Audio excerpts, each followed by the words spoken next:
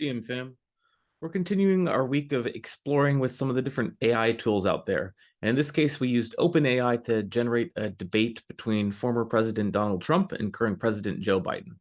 I think that this is a really interesting transcript because it shows both the strengths and the weaknesses of some of the current AI technology.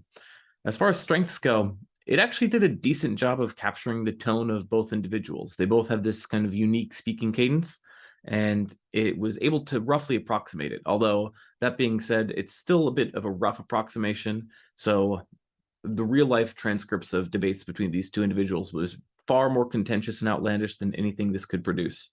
On the downside, this is all probabilistic text generation. So in both cases, you'd actually kind of remove some of those more outlandish elements because it's just trying to keep them as close to their party lines as possible. And this is pretty much on display throughout.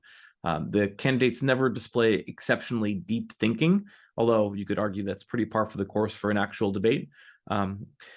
It's also because it's probabilistic, you could actually get them to take different sides of the issue just by re-rolling it. So, for example, particularly when it got to things like cryptocurrency policy, where neither candidate has terribly strong public statements on either side, you would roll it once and they'd be heavily supportive, and then you'd roll it again and they'd be heavily opposed. So it took a little bit of content curation from the moderator. We left all the AI generated text as is, but the moderator text is something that we generated.